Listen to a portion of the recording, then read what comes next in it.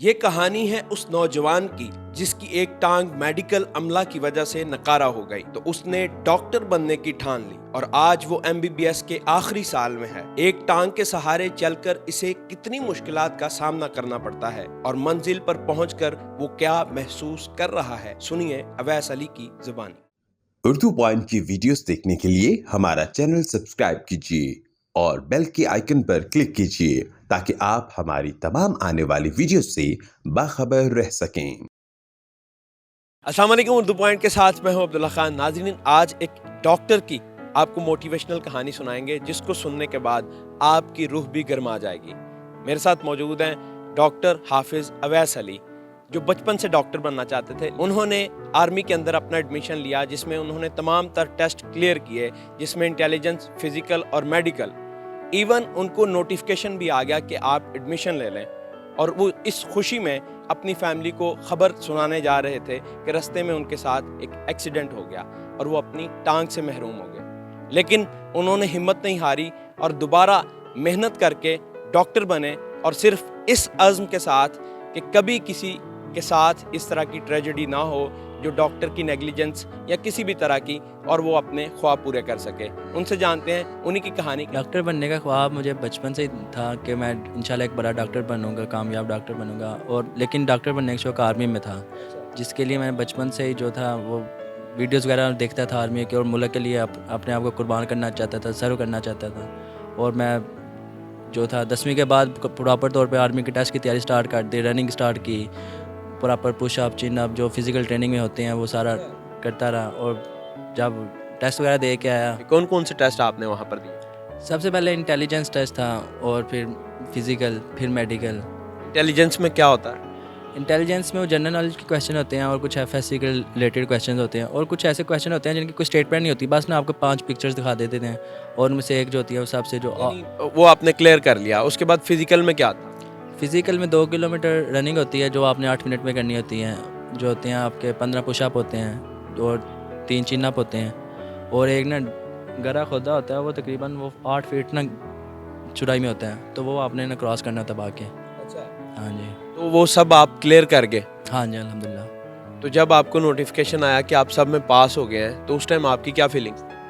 उस वक़्त उन्होंने दे दिया कि आप इधर इसमें क्लियर हो। फिर उसके बाद जो है अल्लाह का शुक्र, बहुत खुश था। फिर उसके बाद इंटरव्यू की कॉल आई, फाइनल इंटरव्यू की, वो भी क्लियर हुआ। तो उसके बाद जब वो फाइनल लिस्ट लगी और उसमें नाम आया, उस वक़्त तो अल्लाह ताला का लाख लाख शुक्र था कि मेरा ये जो ख्वाब था, जो मैंने बचपन में देखा हुआ था, पूरा होने जा रहा था। तो जब मैंने नेट से लिस्ट वगैरह देखी और मुझे पता चला कि मैं पास हो गया हूँ और मेरी जो है नाम लिस्ट में आ गया, तो मैं बताने फिर घर जा रहा था। रात काफ़ी हो गई हुई थी, तो ना रास्ते में एक ट्रेजिडी हो गई कि गधा रेडी जा रही थी, जो मुझे नज़र नहीं आई स्पीड तेज़ की वजह से, और उसको लगते ही ना मैं नीचे गिर गया सड़क के ऊपर। और उस वक़्त मैं फिर हिम्मत नहीं आ रही, ना बेहोश हुआ। मैंने कहा मतलब ठीक है, माइनर सा फ्रैक्चर है, जिस तरह आम लोगों का हो जाता है, हड्डी टूट जाती है और बाद में ठीक हो जाते हैं। तो जो प्राइवेट हॉस्पिटल था डस्का में ही, डस्का से बेसिकली, तो उधर ही ना ऑपरेशन वगैरह करवाया, लेकिन ना वो डॉक्टर से ऑपरेशन ठीक नहीं हो सका। मतलब क्या प्रॉब्लम आ गई? वो जो जिस्म में था ना, न्यूरोवास्कुलर बंडल के, जिसके अंदर खून की नाली होती है, एक नर्व होती है, वेन होती है, वो सारा उसका बंडल डैमेज हो गया उससे। और उसने मुझे बताया नहीं, ना हमारी फैमिली को बताया, शायद डर गया या क्या था, या वो पैसे लेना चाहता था ऑपरेशन के, पता नहीं अब उसके जहन में क्या था। लेकिन उसने बताया नहीं, जो उसकी सबसे बड़ी ये नेग्लिजेंस कम से कम बता देता, क्योंकि अगर आप बता देते हैं तो आपका 6 घंटे के अंदर अंदर अगर आप दोबारा उसको ओपन करके रिपेयर कर लें तो आप ठीक हो सकते हैं, खून की नाली और वो नर्व सब ठीक हो सकते हैं। लेकिन उसने बताया नहीं। 2 दिन के बाद ना वो खून, जो मेरा दूसरी जो टांग थी ना, उसका जो अंगूठे थे ना, ब्लैक होना, काले होना स्टार्ट हो गए। तो हमने पूछा ये क्या है, कहता है कि ना उसने पट्टी बांधते हुई थी, वो तेज़ बहुत था। अच्छा, अंगूठों के ऊपर पट्टी बांध? हाँ, ताकि उनको नज़र ना आए। वो हमने ना वैसे उतारा देखने के लिए, हमने खुद ही, डॉक्टर उस वक्त के पास नहीं था, वो ब्लैक हो गया। हमने पूछा क्या हुआ है, कहते हैं वैसे ना पट्टी बांधने की वजह से हुए हैं। फिर हम मुतमईन नहीं थे और हमने कहा कि नहीं, ये उस वजह से नहीं है। और फिर मुझे बाद में अब ने मतलब बताया कि आंखें बंद करके बताओ कि जो है ना उंगलियां महसूस होती हैं कि नहीं, मुझे उंगलियां भी महसूस नहीं होती। फिर हमने उसे कहा कि हमने ना चेक करवाना, कहते हैं मेरी तरफ से ठीक है, लेकिन आप अगर चेक करवाना चाहते हैं तो लाहौर ले जाएँ। हम इत्तफाक हॉस्पिटल गए उसी रात को, लेकिन ना फिर एक अल्लाह ताला की तरफ से, तो उस वक्त जो डॉक्टर था ना, जो उनका स्पेशल न्यूरोवास्कुलर सर्जन था, वो जो है उस वक्त अमेरिका छुट्टियों पे गया हुआ था, वो अवेलेबल नहीं था। फिर उसके बाद जो सबसे फेमस था ना, वो मेयो का हॉस्पिटल का था, मेयो हॉस्पिटल में एडमिट हुए। फिर इधर ऑपरेशन वगैरह करवाया। डॉक्टर्स ने यही थे, हक में थे कि अगर कर सकते हैं कम से कम एम्पुटेशन हो, टांग काटी जाए। लेकिन जहाँ से नाली काटी गई थी फिर काटनी तो उधर से पड़नी थी और पूरा। और फ्रैक्चर किस जगह पर आपको आया था टांग में, मतलब किस हिस्से पे? ये थाई में। हाँ जी। थाई से आपकी टांग काटने का फिर डॉक्टर ने कहा कि यहाँ से कटेगी। हाँ जी, क्योंकि जो उससे पहले जो थी जो टांग फ्रैक्चर हुई थी ना, वो उधर से फ्रैक्चर हुई थी और उससे डॉक्टर से जो गलती हुई थी वो भी इधर से ही होनी थी, क्योंकि उधर से उसने रॉड वगैरह डाले थे तो उधर से खून की नाली काटी हुई थी, तो उधर से भी सारा सिस्टम। तो आपको कितनी देर पता पहले चला कि भाई मेरे ये मसला हो गया और मेरी अब टांग कटेगी? मेरे डॉक्टर ने बताया था आपको ऐसा ही या नहीं? नहीं, मुझे नहीं बताया था, मेरी फैमिली को बता दिया था। पता नहीं मुझे शायद परेशान होगा या मेरी फैमिली ने भी मुझे बताया, मेरा दोस्त था एक उसने भी नहीं बताया और डॉक्टर्स किसी ने वैसा शेयर नहीं किया। बस यही कहते रहे कि इंशाल्लाह ठीक हो जाएगी, मेडिसिन वगैरह लगती रही थी एंटीबायोटिक, लेकिन बताया नहीं। जब सुबह होए ना तो कहते हैं उठा तो कहते हैं कि ना आपका ऑपरेशन है, तो आपका जो है दोबारा जो है ना रॉड वगैरह ठीक करेंगे। लेकिन जब अंदर गए ना उन्होंने फिर डॉक्टर्स ने मुझे सीधी तरह सीधा बताया कि ना यार आपकी जो है ना टांग ज़ाया हो चुकी है, अब इसको काटना पड़ेगा। जब आप उस थिएटर में, ऑपरेशन थिएटर में अंदर चले गए हैं, तब डॉक्टर ने आपको बताया, और उस टाइम आपकी क्या फीलिंग्स थी, मतलब क्या महसूस कर रहे थे आप? उस वक्त तो फुल चिड़चिड़ापन था और मैं दिल कर रहा था कि मैं इधर से भाग जाऊँ, टांग किसी तरह काटी ना जाए और टांग जो है ना ठीक हो जाऊँ, मैं जिस तरह पहले था वैसे ही हो जाऊँ। लेकिन मैं उठ नहीं सकता था उस वक्त, और क्योंकि रॉड्स वगैरह लगे हुए थे, दिल तो मेरा यही था कि मैं इधर से भाग जाऊँ। और ऐसा लग रहा था जैसे दुनिया एक सेकंड के लिए ना पूरी साकिन हो गई हुई है, सारी दुनिया ख़त्म हो गई है।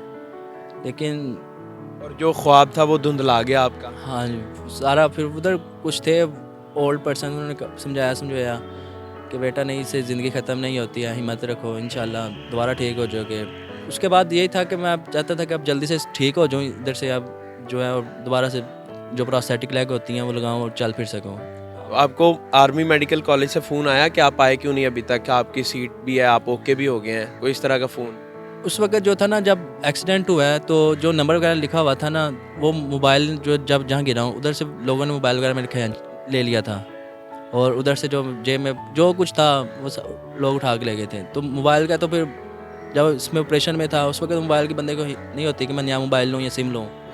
नाजरीन, वेरी सॉरी टू से, आप यहाँ से अंदाज़ा लगाएं हमारा क्या हाल है, हम किस दौड़ में शामिल हैं कि अगर कोई बंदा एक्सीडेंट हो गया तो हम उसकी चीज़ें निकाल लेते हैं, उसका मोबाइल निकाल लेते हैं, उसके पैसे चोरी कर लेते हैं। वो पैसे आप कितने दिन इस्तेमाल कर सकेंगे? मोबाइल आप कितने साल इस्तेमाल कर सकेंगे? और आप अल्लाह को आगे क्या जवाब देंगे?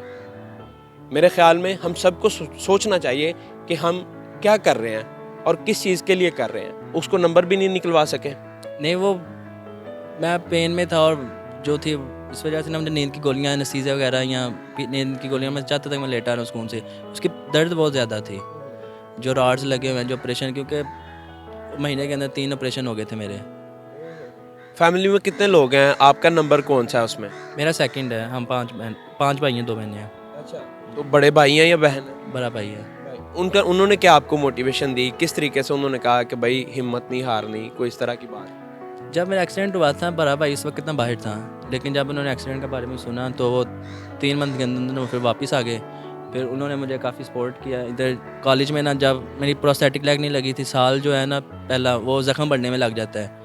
ज़ख्म क्योंकि इन्फेक्शन फैल गया था, ज़ख्म मेरा सारा ओपन था। तो जो भाई था ना, फिर वो मेरे साथ रहता था, वो मुझे कॉलेज छोड़ के जाता था, कॉलेज से लेके आता था, और जो भी पढ़ाई शुरू कर दी आपने? हाँ जी, उसी वक्त जो था ना, अभी ज़ख्म ओपन था लेकिन मैंने अप्लाई क्योंकि कर दिया हुआ था। तो बात है, मतलब आपने कहा था कि भाई डॉक्टर बनना ही है, अब बेशक आर्मी में नहीं जा सका लेकिन डॉक्टर बनूंगा। इसके पीछे क्या मोटिवेशन थी कि भाई डॉक्टर ही बनूंगा? क्योंकि जब बंदे को इस तरह की ट्रेजेडी होती है तो वो फील्ड चेंज भी करने की सोच रहा होता है, रिश्तेदार कह रहे होते हैं, लेकिन आपने कहा कि भाई नहीं, मैंने यही करना है। तब मोटिवेशन क्या चेंज हो गई थी? बेसिकली यही था कि मैं चाहता था कि अगर मेरे साथ डॉक्टर की नेग्लिजेंस की वजह से मेरे साथ इतना बड़ा हादसा पेश आया कि मैं जो है ना चलने फिरने से कासिर हो गया हूँ और मैंने इतनी तकलीफ में ज़िंदगी गुजारी है 4-5 माह, तो मैं चाहता था कि अगर कोई और मरीज़ है ना, वो डॉक्टर की नेग्लिजेंस की वजह से मुतासिर ना हो, उसका अच्छा से अच्छा इलाज कर सके, ताकि मैं, और मेरी ये मोटिवेशन कि मैं अच्छे से अच्छा पढ़ूँ और एक अच्छा डॉक्टर बन के फील्ड में आऊँ और लोगों की खिदमत कर सकूँ। मैं आपको सलूट पेश करता हूँ इस बात पे कि जिस तरीके से आपने अज़्म किया और दोबारा डॉक्टर बने।